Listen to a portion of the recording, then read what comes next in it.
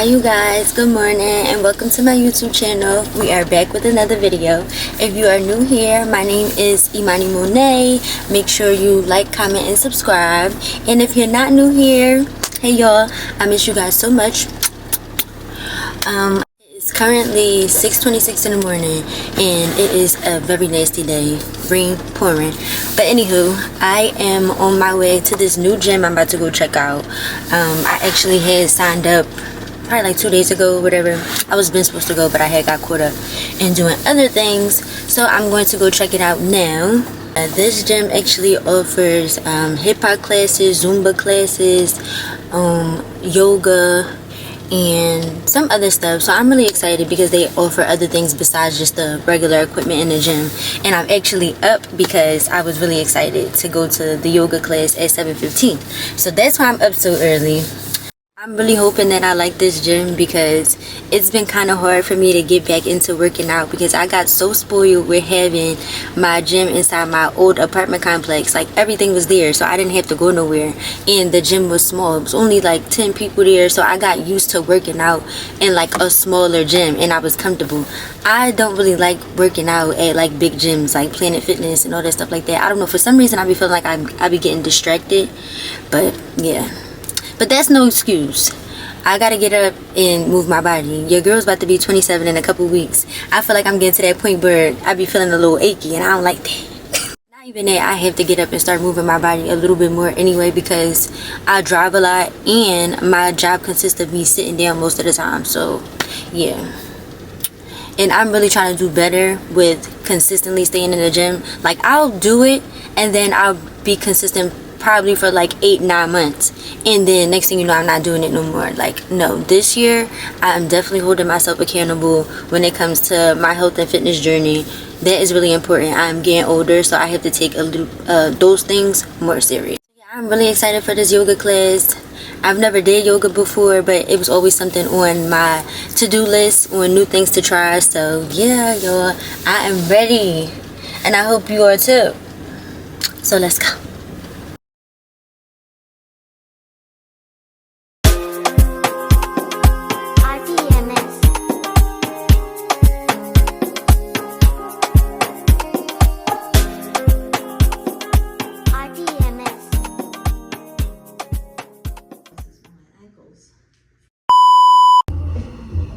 Another reference.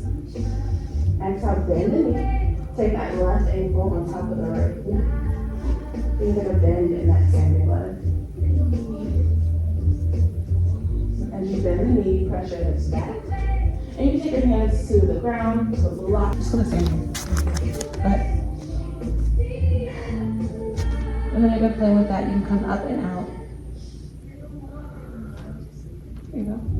Now press inside right foot.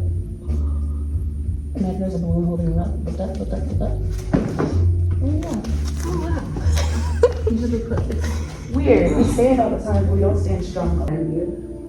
Shoot it behind you. For warrior 3.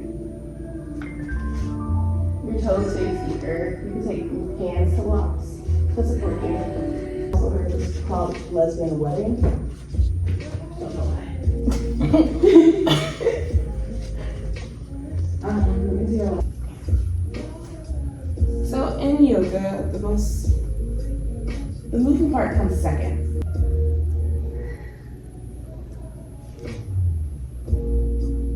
Press your knee back. Very hard for warrior 3. Inhale, knee towards elbow. Exhale straight. One more knee to elbow. Exhale straight. You're gonna do a Skandasana flow, and I'm forgetting my blocks. So you'll take your blocks the long way, so not as tall as height.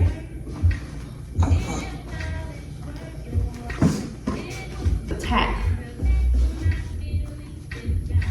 Inhale back up. Tap the knees to the blocks. Press up. Over to the right. Great. You got it. And get blood flowing. And it also helps us build strength.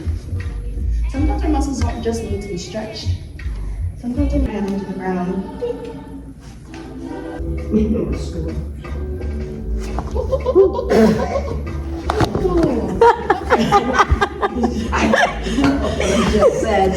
I was too relaxed. I couldn't always lift your back, lift your head.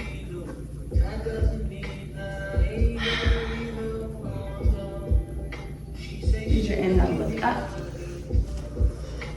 Use your exhale to sit back into Malasana. Oh, I like this. Inhale to lift up. Can I sit on the blocks? You sure can. You always sit on the blocks. Exhale now. Brush down the legs. You can circle it out.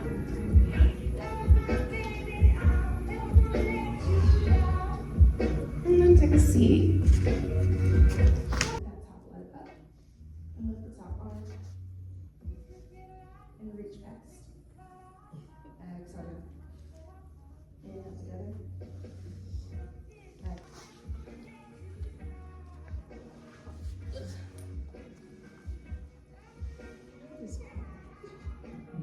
Your inhale to lift up and reach past. Exhale down. 4 more. You want to flat back presses into the earth. Bend the knees. Turn those knees up for your back bend. You can lift all the way up or you can. Alright, you guys, I am back. I really enjoyed that yoga class. Like, I really did. Really did. As you can see, I'm very happy. No, for real, I really enjoyed it. The instructor, her name is Ricky. She talks with such a like soothing voice, which I loved. The music, 10 out of 10.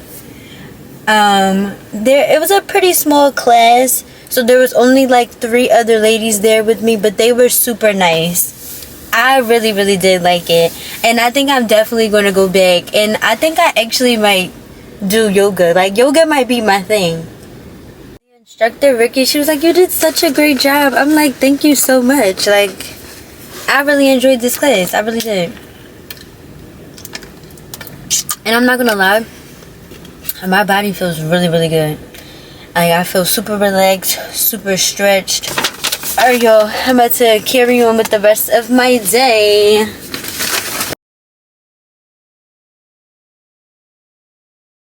Hey you guys, we're back with another video. So I have something that I want to share with you guys today. Do you guys remember my book that I bought a couple weeks ago called The Artist's Way? If you don't remember, I had purchased it a couple weeks ago, probably like a little bit before Thanksgiving, and I also joined the book club. So this is the book. It's called The Artist's Way by Julia Cameron, and I decided that I wanted to start a series where I share my journey with the book, and I'll basically include that on my weekly blog. So I recently just finished up week 1, and let me tell y'all, I'm gonna be very transparent. Week 1 was very hard for me because, like I just told y'all, I had purchased the book a few weeks ago. So now it's what, December, I think like 16th, yeah, and I'm just now finishing week 1. So I had so much stuff going on, but this past week I was able to lock in with the book and, you know, really read and get the assignments done. Yes, this book comes with assignments. This book is meant for you to help you reach. It's a spiritual path to help you reach your highest level of creativity. And I feel like as an artist, I feel like it's really important to be true to yourself and be true to what you are doing.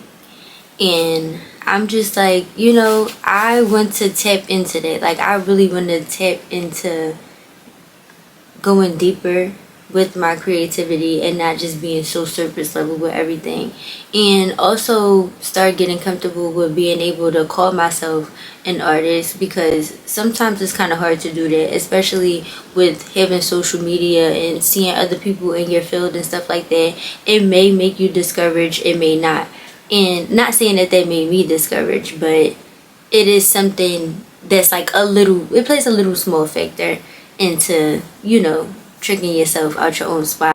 So if you are somebody who is like me and you're interested in either discovering or recovering your creative self, this is definitely a book I would recommend to get started on that process.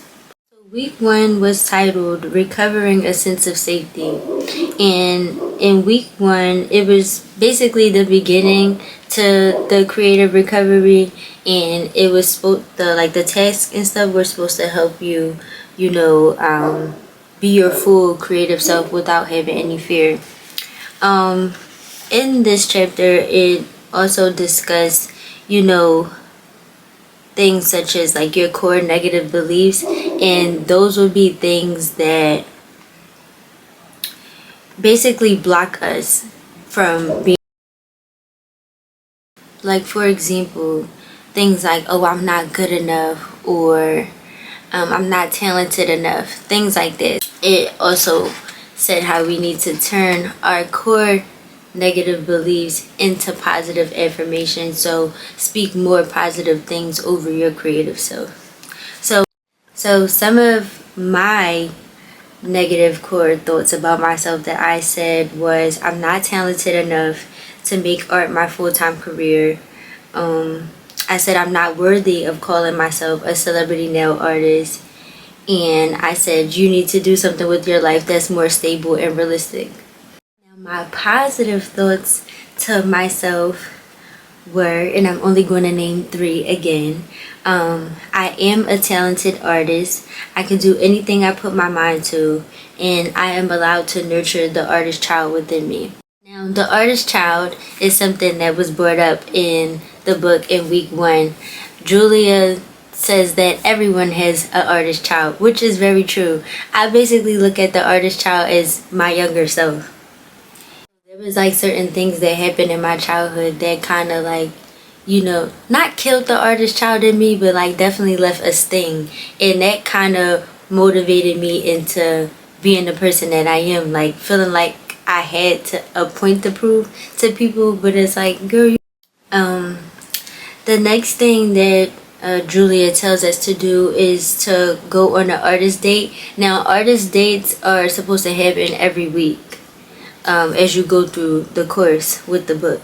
And my artist date for this week was, I went to 2 yoga classes. Surprisingly, I really enjoyed those yoga classes. I was really surprised that I was going to like it. I don't know why I was surprised, because I did Pilates before, but I'm like, oh, yoga must be so hard. But actually, my experience there, I felt very free and very relaxed at the same time. I was able to be like one with myself and also the earth, which I liked. Like, yoga is like a mind, body, and soul type of I guess you could say activity or whatever, but I really enjoyed it, and that was a cool artist date that I took myself on. I'm laughing because I'm so nervous because it's like, oh my god, I got y'all in my business. And then the following task after that was for us to write one happy piece of encouragement. It's supposed to be a thank you letter to yourself, and it's so crazy that that was the task, because for those of you who may not know, my 27th birthday is coming up. It is 12 days away, and that's actually something that I wanted to do. I wanted to write a letter to my younger self, and just basically tell myself how proud of myself I am, and basically acknowledge all the things that I have accomplished, so far, all the way up into being 26, and gave myself encouraging words to the new version of me and all that we're about to endure in chapter 27. So that was a very fun activity to do, and I really like that one a lot. Because that is also personal. I won't really share my letter, but it definitely made your girl cry. I was crying. Like, if I could go back and give my younger self the tightest hug, I would, because that little girl needed it. And yeah, sorry y'all. The next thing we had to do was basically imagine if we had 5 lives and what we would be doing in those 5 lives. So let me go to my things. I can share it with y'all. So, in my 5 imaginary lives, these will be the things I would be. I said I would be a model, a detective, a singer, a stylist / personal shopper, and a flight attendant. Now, the whole idea of them was to have fun with it. It wasn't supposed to be something that we were supposed to overthink about. But these answers are definitely very true to me. I definitely feel like if I had 5 other lives, those would be 5 other things that I would be besides the occupation I have now. So every week there's a check-in. I don't know if you guys can see it. So there's a check-in you have to do at the end of each week. And the question, the first question was, how many days this week did you do your morning pages? Oh, so let me pause on that. The morning pages is an activity that you're supposed to do every morning. You're basically supposed to write 3 pages, and they have to be filled of just your thoughts. And it doesn't even have to make sense. It doesn't even have to flow. It literally can just be whatever that comes to your mind. I'm speaking for myself when I say this. I'm somebody that sometimes I do spend a lot of time in my head. My mind is constantly always running. I'm always thinking about the next thing I gotta do, or it's just always something going on in my mind. And I really appreciate doing the morning pages because it actually gives my mind a rest from all the thinking about things that I have to do. And the morning pages actually came quite easy to me because I already was accustomed to journaling, every day. But now it was like 3 pages. I'm like, oh, 3 pages of what? Because what if I don't have 3 pages of, things to say? So if there was days that I didn't have 3 pages of of things to say, I would basically write a positive affirmation, and I would just keep rewriting it. So yeah, I just wanted to give y'all a little background on what the morning pages was, just in case you guys didn't know what I was talking about once I answered the question. So the question was, again, how many days this week did you do your morning pages? 7 out of 7, we always hope. How was the experience for you? My answer was I did 6 out of 7 of my morning pages, which is good. And one of those days that I didn't do it, it was because I was having a very bad day and I wasn't in the mood to do anything. But overall, my experience with the morning pages was very good. I was able to give my mind a rest by writing out anything that could have kept me from being in the moment. It felt good to release whatever came to mind, even if it didn't make sense. And I also felt like that the morning pages helped me focus more. So number 2 was Julia asking us, did we go on our artist date and how did it make us feel? And I already shared that with you guys. Number 3 question was, were there any other issues this week that considered significant for your recovery? Describe them. I didn't have any issues that was significant to my recovery. Well, I do have a funny thing that did happen. My mom actually brought me a coloring book, and I wanted to bust out laughing, but laugh because I'm just like, what made her buy me a coloring book? But then I also was excited at the same time. It was crazy because I'm just like, how my almost 27-year-old self is excited about a damn coloring book. But then I'm just like, no, I deserve to be excited about a coloring book because the artist child within me, she would love that. So now I can't wait to color in my coloring book. It's actually a Disney princess one. Although week 1 was, I struggled a little bit with getting it done and doing the actual reading and getting the assignments done, I'm actually glad that I finished week 1, and I'm so excited to start week 2 today on this Monday. I will say that week 1, it made me cry. It definitely made me tapped back into like my childhood, and it sparked up a lot of emotions that I didn't think, you know, was still there.